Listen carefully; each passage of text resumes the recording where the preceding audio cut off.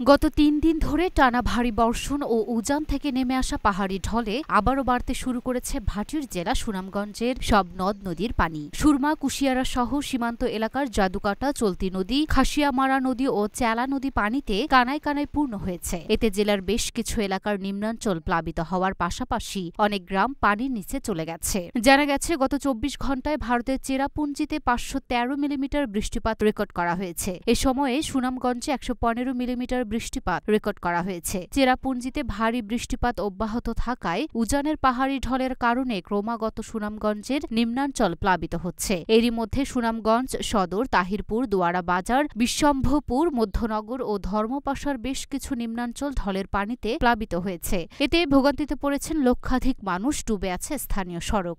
খাসিয়ামারা নদীর পানি বেড়ে গিয়ে যেই ডালাগুলা হয়েছে, নদী ভাঙ্গনগুলা হয়েছে, এতে মানুষের যে ক্ষয়ক্ষতি হয়েছে, এর মধ্যে এখন বিশুদ্ধ পানির প্রচুর একটা অভাব। মানুষের যে টিউবকল ছিল, সেই টিউবকলগুলো নষ্ট হয়ে গেছে। এখন আমরা বিশুদ্ধ পানির অভাবে ভুগতেছি।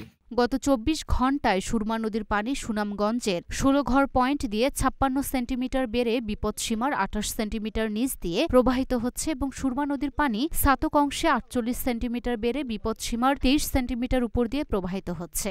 এদিকে বন্যা আতঙ্কে সুনামগঞ্জের দোয়ারা বাজারে উপজেলার লক্ষ্মীপুর ইউনিয়নের নোয়াপাড়া গ্রামের মানুষ ঘরবাড়ি ছেড়ে আশ্রয় কেন্দ্রের উদ্দেশ্যে যাচ্ছেন। এছাড়া একই উপজেলার সুরমা ও বগলা ইউনিয়নের প্রায় সব গ্রামে ঢলের পানি বেড়ে গেছে। দোয়ারা বাজার উপজেলার শরীফপুর সড়কে পানি উঠে যাওয়ায় ৩ ইউনিয়নের সঙ্গে সড়ক যোগাযোগ বিচ্ছিন্ন রয়েছে।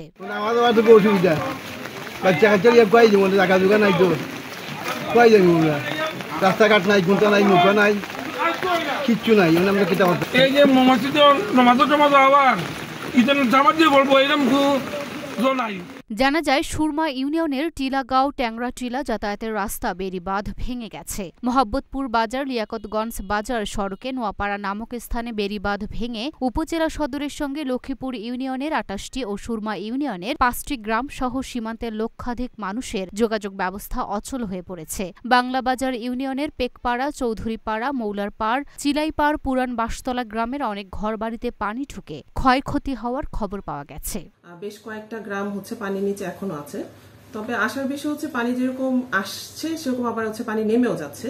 তাই আমরা আশা করছি যে বন্যার পরিস্থিতি খুব খারাপ হবে না যদি আরো বেশি বৃষ্টি না হয়। আর যারা পানি বন্দী হিসেবে আছে, বন্যায় ক্ষতিগ্রস্ত আছে, কয়েকটা পরিবার রাস্তাতে স্টে করতেছে বললেন। আমি আশ্রয় কেন্দ্র রেডি রেখেছি এবং তাদেরকে বলছি যে তারা যাতে আশ্রয় কেন্দ্রে চলে যায়।